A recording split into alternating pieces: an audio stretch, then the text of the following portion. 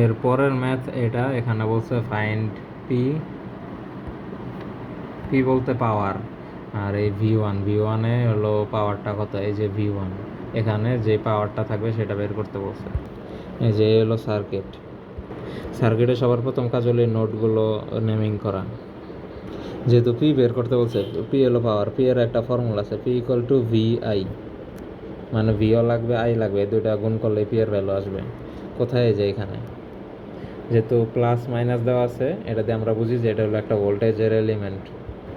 এখানের এই ভোল্টেজের ভ্যালু লাগবে, আর এখান দিয়ে যে কারেন্ট প্রবাহিত হয়েছে সেই আই এর ভ্যালুও লাগবে, তাইলে আমরা পি পাবো। এখন ভি ওয়ান কীভাবে পাইতে পারি, ভি ওয়ানের জন্য যেহেতু ভোল্টেজ, তাহলে কেভিএল করতে হয় যে কোনো একটা লুপে। আমরা এই ফুল লুপ বিবেচনা করব, কারণ এখানে আর কোনো এই একটাই আননোন ভ্যালু আছে, আর বাকিগুলো যে 16 ভোল্ট 4 ভোল্ট দেওয়াই আছে, আর এই রেজিস্ট্যান্সের ভ্যালু 8 দেওয়া আছে, আর কারেন্ট প্রবাহিত হচ্ছে যে আই এর ভ্যালু দেওয়া আছে। ওটাই লিখছি KVL across A B C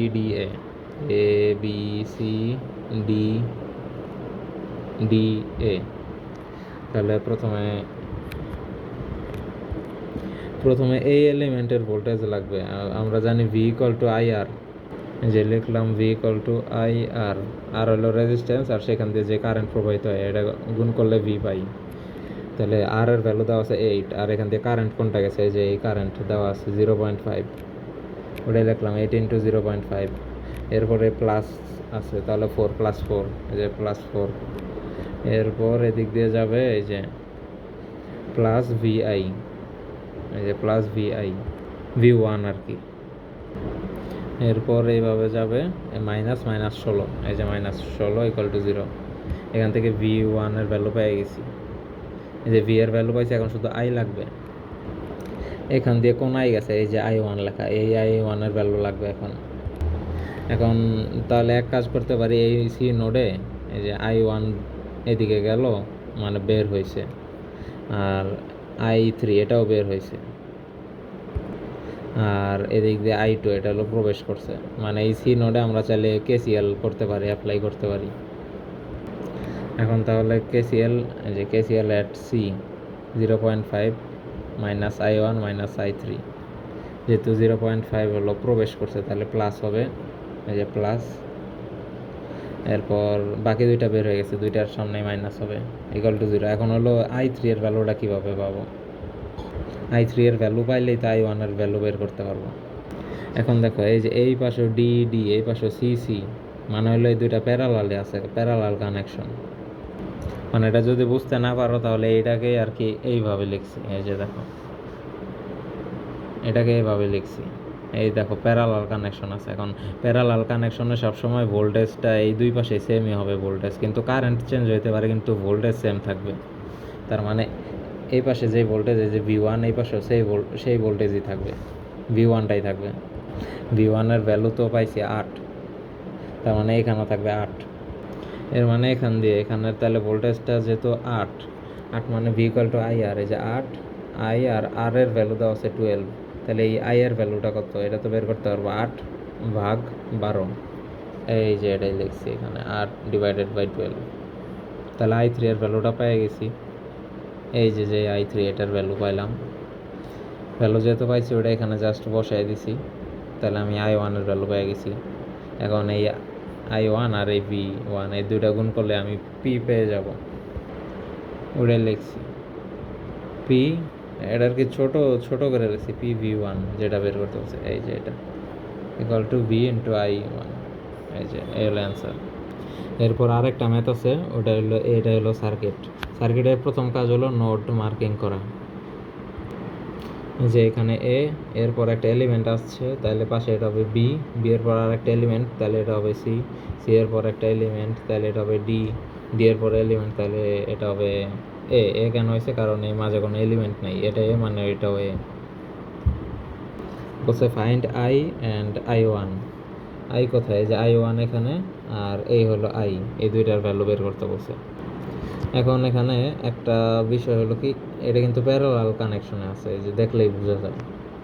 কারণ প্যারালাল কানেকশনে যখন থাকবে, এই যে দুইটা রেজিস্ট্যান্স আছে, দুইটা রোধ, এখন এর মধ্যে একটার যখন কারেন্ট বের করতে বলবে, এটার ফর্মুলা হলো এরকম, যে যেটার কারেন্ট বের করতে বলবে, এই যে এই কারেন্ট তো এই একটা রেজিস্ট্যান্সের মধ্যে দিয়ে গেছে, আর পাশে আরেকটা রেজিস্ট্যান্স আছে, তাই অপোজিট রেজিস্ট্যান্সটা থাকবে উপরে, আর ডিভাইডেড বাই যে দুইটা রেজিস্ট্যান্স থাকবে দুইটার যোগফল ইনটু সাপ্লাই কারেন্ট।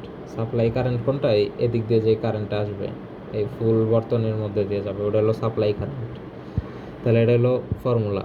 এখন এই ফর্মুলাটা জাস্ট অ্যাপ্লাই করলাম আই এর জন্য। আই এর অপোজিট রেজিস্ট্যান্স কোনটা? এই যে 30, এই যে উপরে 30, তাহলে নিচে 30 যোগ 6, তাহলে 36 ইন্টু 6। এটা হলো সাপ্লাই কারেন্ট। এই সাপ্লাই কারেন্ট কীভাবে আসলো?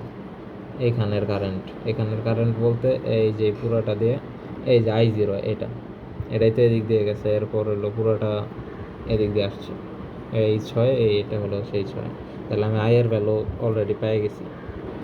এখন এই I1 এর ভ্যালুটা লাগবে। যেহেতু আমরা আই এর ভ্যালু বের করবো, তাহলে হলো KCL করবো। KCL করি সবসময় নোডে, কারণ এটাও এ, মানে এটাও তো এ, একই তো কথা, এটাও এ, একই জায়গা।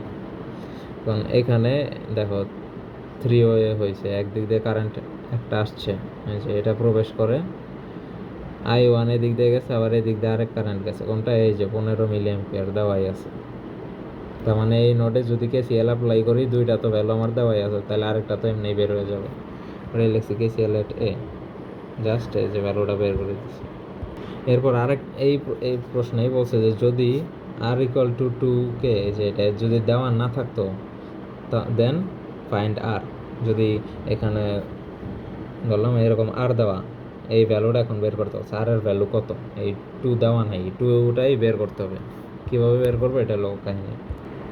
এখন আর কীভাবে বের করা যায়? আমরা জানি যে আর এর সাথে কার কার সম্পর্ক আছে, ভোল্টেজের একটা সম্পর্ক আছে, V ইকুয়াল টু IR। তাহলে আর এর সাথে একটা আই, এই আই এর ভ্যালু তো আমরা জানি, তাহলে V ইকুয়াল টু IR করা যায় চাইলে। ওখান থেকে V এর ভ্যালু তো সব দেওয়াই আছে, এই যে 30 ভোল্টেজ দেওয়াই আছে। তাহলে এই ফুল সার্কেলের মধ্যে যদি KVL করি, ওটা এই যে KVL এট ABCDA, তাহলে A থেকে B। এখন এই যে রেজিস্ট্যান্স হলো আর এর সাথে এই আইটা গুণ হবে, এই যে IR, I1 আর, এই যে এরপর প্লাস হলো এই 3 এর মধ্যে কোন কারেন্ট যাবে? 3 এর মধ্যে এই যে I0, এই কারেন্টটাই তো যাবে। I0 এর ভ্যালু হলো 6, তাহলে 6 ইন্টু 3, এই যে 6 ইন্টু 3। এরপরে দিক দিয়ে হলো, এখন আমি এইভাবে যাব নাকি এইভাবে যাব হলো এইভাবে। কেন যাবো? এখানে আমি কারেন্টের ভ্যালু জানি, আর এখানে রেজিস্ট্যান্সের ভ্যালু দেওয়া, কিন্তু এখান দিয়ে কত কারেন্ট গেছে সেটা তো আর জানি না, যেটা জানি ওটারটাই করবো। তাহলে 6, আর এই যে আই এর ভ্যালু তো বের করছি আগেই, এই যে 5, তাহলে 5 ইন্টু 6, এই যে 5 ইন্টু 6।